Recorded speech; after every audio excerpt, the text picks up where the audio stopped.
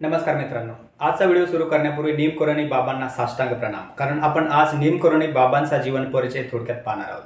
नीमकरोणी बाबा हे भगवान हनुमानांचे खूप मोठे भक्त होते. त्यांनी जीवनभर हनुमानांची सेवा केली, भक्ती केली.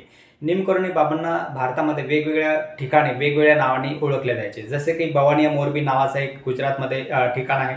तिथं बाबांनी खूप वर्ष तपस्या केली. त्यामुळे त्या भागामध्ये नीमकरोणी बाबांना तलैया बाबा म्हणून ओळखले जाते. उत्तराखंडमधील बवाली नावाच्या गावापासून काही किमी अंतरावर बाबा प्रवास करीत असताना बाबांना एका छोट्याशा टेकडीवरती एक पुरण नावाचा व्यक्ती बसलेला दिसला.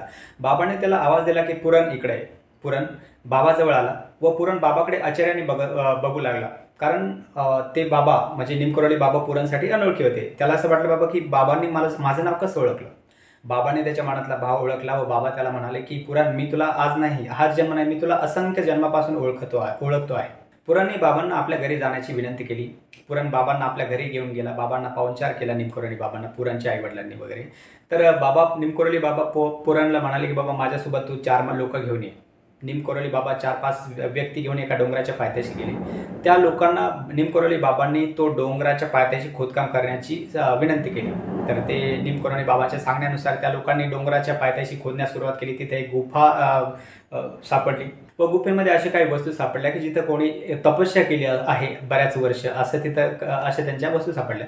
तर नीमकरोणी बाबांनी त्या व्यक्तींना सांगितलं की इथं सोमवारी बाबांनी तपस्या केली आहे 1000 वर्ष. त्या ठिकाणाला आज कैचीधाम म्हणून ओळखलं जाते. तिथं एक तीर्थक्षेत्र आहे आणि कैचीधाम नाव यासाठी पडलं की तिथं 2 रस्ते आहेत जे कैचीप्रमाणे आहेत. यासाठी त्या धामाला कैचीधाम असं म्हणण्यात येतं. हार्वर्ड युनिव्हर्सिटीचे एक शिष्य होते बाबाचे, अल्फ्रेड रिचर्ड नावाचे. त्यांनी एक बुक लिहिलं होतं, बुलेट सेकंड वर्ल्ड वॉर. त्या पुस्तकामध्ये एक घटना नमूद आहे.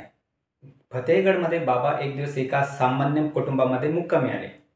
त्या कुटुंबाने बाबाची खूप सेवा केली. रात्री ते बाबा बाजीवरती झोपल्याच्या नंतर बाबाच्या रगेमधून त्या व्यक्तींना, घरातील व्यक्तींना काही खडखड असा आवाज येत होता. सकाळी उठल्याच्या नंतर नीमकरोणी बाबांनी त्या घरातील व्यक्तींना ती रग दिली आणि सांगितलं की ही रग गंगेमध्ये अर्पण करून टाका, परंतु ही रग ओपन करून बघू नका. एका महिन्यानंतर तो मुलगा घरी आला. त्या मुलाने आई वडिलांना सांगितले की मी कसा घरी आलो मलाच कळालं नाही. एका दिवशी मला शत्रूंनी चौबाजूने घेरलं होतं. माझे सर्व साथी मरण पावले, सर्व साथ्यांना गोळी लागली, परंतु मी एवढ्या युद्धामध्ये एवढ्या रात्रभर धडधड गोळ्या चालू असताना मला काहीच झालं नाही. मी आश्चर्यचकित झालो की मी जिवंत कसं राहिलो. त्यावेळेस घरच्या व्यक्तींना वाटलं की ज्या दिवशी बाबा आले होते त्याच दिवशी आपला मुलगा तिकडं सैन्यांच्या तावडीत सापडला होता व आपला मुलगा नीमकरोणी बाबांनी त्याला नीमकरोणी बाबांनी पूर्ण आयुष्यभर हनुमानांची 108 मंदिरे बनवली. 11 सप्टेंबर 1973 रोजी नीमकरोणी बाबांनी आपलं जीवन संपवलं.